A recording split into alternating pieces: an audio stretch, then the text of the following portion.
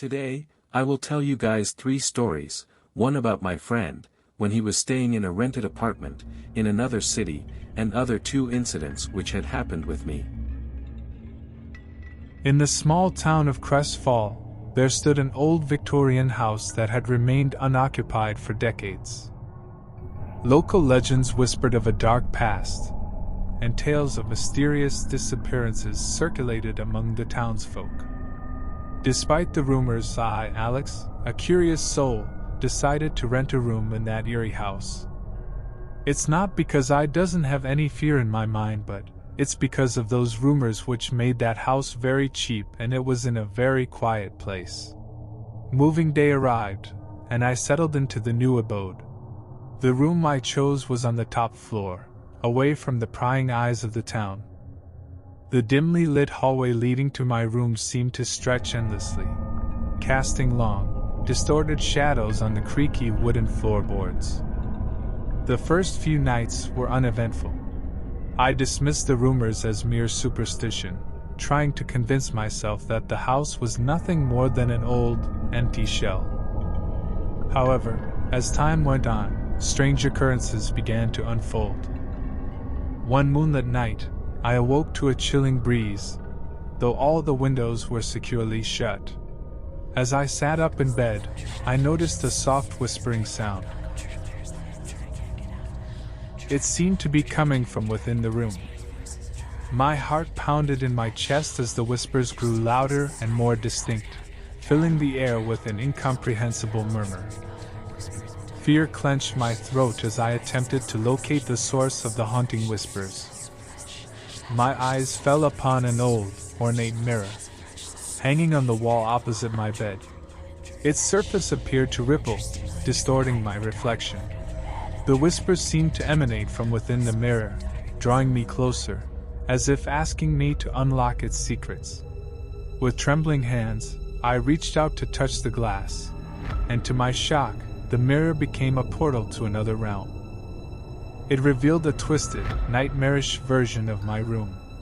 The walls were covered in pulsating veins, and the air was thick with an otherworldly energy. I watched in horror as my doppelganger emerged from the mirror, his eyes hollow and devoid of life. The doppelganger moved with an eerie grace, mirroring my every action. Panic consumed me as I realized I was no longer in control.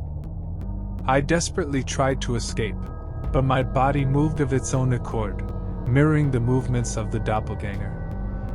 It was as if I had become a puppet, controlled by an invisible force. The doppelganger shouted and asked me, "How dare you to came to my home? This is mine. Only I should live here, not anybody else. Get out from here. Get out." Next morning when I suddenly woke up, it seemed like just a bad dream and nothing else. But I spent the whole day thinking about that. Was that any warning? When I looked at the mirror in daytime, it seemed normal. Again the night arrived, I completed my dinner, went to the bedroom, and I stood before the mirror, my pulse racing. Suddenly the doppelganger emerged once more, his malevolent grin spreading across his face.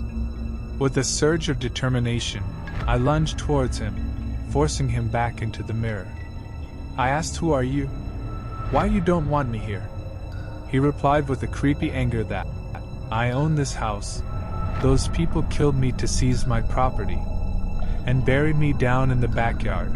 But I will never let anyone to stay here. If you stay more than a week, it will be very dangerous for you. I will take your life. I'm warning you to leave this place. Get out." When I suddenly awoke next morning, I found myself, very tired, lying in my bed, but I can't remember when I got into the bed last night. The room was as it had been before, devoid of the haunting presence that had plagued me for so long. I walked to the backyard, although I didn't find any thumbstone, but I saw an uplifted area there. After I returned to the room, I packed my bag and moved out, as I also thought only he should stay at his home, not me. My father used to have a transferable job. We as a family had to move in and out, in every few months. Once, when we were in our Pennsylvania apartments, both of my parents were out, and I was home alone. As the clock struck midnight, a sense of unease settled over the once familiar rooms of my home.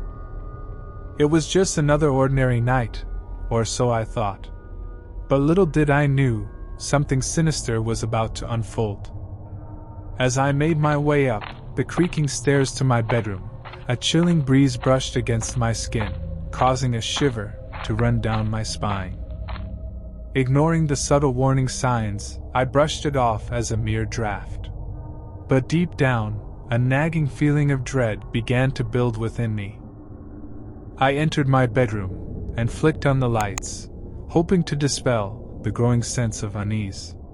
However, as the room illuminated, the shadows seemed to dance ominously, mocking my feeble attempt to regain control. I forced a nervous laugh and reasoned that it was just my imagination playing tricks on me. Settling under the covers, I closed my eyes and attempted to drift off to sleep. But the silence of the night was shattered by a faint scratching sound echoing from somewhere within the house. My heart skipped a beat, and my eyes shot open.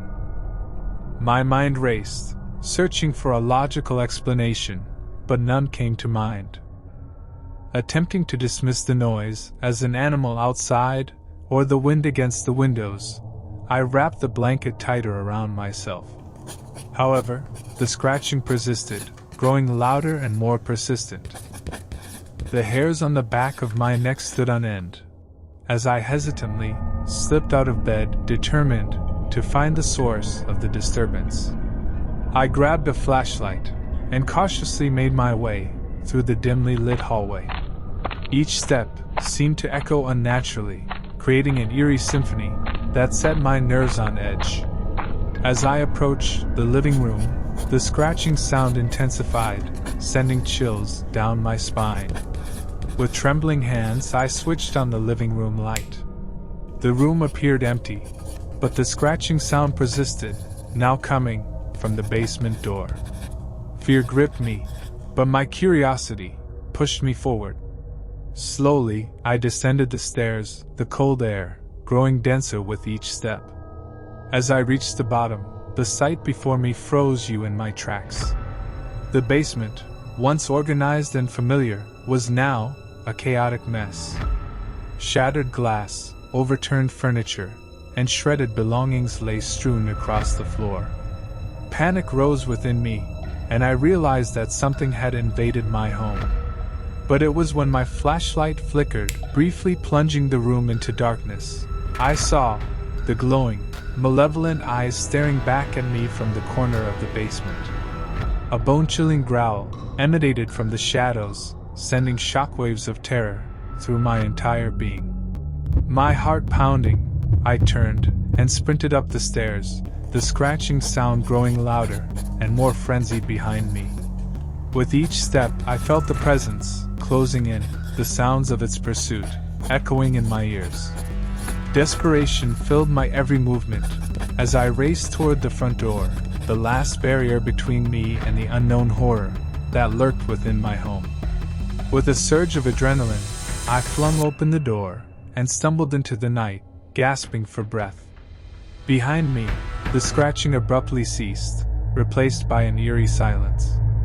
I glanced back at my once beloved home, now a haunting reminder of the nightmarish ordeal I had just endured. From that moment on, I never wanted to stay in that house again.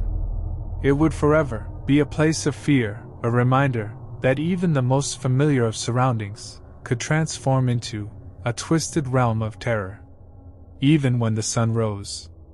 And as I walked into the house, I couldn't shake the feelings that whatever dwelled within those walls still watched, waiting for its next victim to come home. One ordinary evening, I found myself relaxing on my comfortable couch, engrossed in a television show. The soft glow of the screen illuminated the room. As I leaned back, letting the entertainment whisk, I get away into a world of fiction. Little did I knew that this evening would soon turn into a bone-chilling encounter with the supernatural. As the show reached its climax, the atmosphere in the room suddenly shifted. The air grew heavy, and a strange, unnatural silence settled around me. A cold breeze, seemingly out of nowhere, brushed against my neck, causing the hairs to stand on end. A shiver ran down my spine, and I couldn't shake the feeling that someone, or something, was watching me. Ignoring the unease, I pressed on, determined to immerse myself in the television world once more. But just as the tension on the screen reached its peak, the room plunged into darkness. The television screen went black, and a chilling silence engulfed the space. Panic welled up within me as I fumbled for the remote, desperate to restore the light and sound that had vanished. With trembling hands, I managed to find the remote control and pressed the power button repeatedly. Yet, the television remained lifeless, refusing to respond. Fear gripped me, as if some unseen force had severed my connection to the outside world. The room felt different, as though a presence had infiltrated the familiar surroundings. A faint whisper, barely audible, tickled my ears. My heart pounded in my chest as the voice grew clearer, filled with an otherworldly resonance. It echoed through the room, chilling me to the core. I strained to comprehend the words, but they seemed to be in a language unfamiliar to my ears. As the whisper intensified, a flickering light caught my attention. Slowly, I turned my gaze towards it, only to find a ghostly apparition materializing before my eyes. Its ethereal form glowed with an eerie luminescence, its features distorted and translucent. The figure seemed to be trapped between realms, caught in a state of eternal unrest. Paralyzed by fear, I watched as the ghostly entity moved closer, its spectral eyes fixed upon me. A sense of sorrow and longing emanated from its presence, overwhelming my senses. It seemed to be reaching out, desperately attempting to communicate with me. But before any understanding could take place, the room abruptly returned to its normal state. The lights flickered back on, and the television screen flashed to life, as if nothing had happened. The ghostly apparition vanished, leaving behind only a lingering sense of unease and disbelief. I sat there, stunned and shaken, trying to make sense of the inexplicable encounter. Was it a mere hallucination? A trick of the mind? Or had I truly come face to face with a ghostly presence that had chosen that precise moment to reveal itself? From that night forward, I couldn't help but question the boundaries between the living and the supernatural. My once comfortable home became a place tinged with uncertainty, as I wondered whether I was truly alone, or if unseen forces still lingered just beyond the veil of my perception.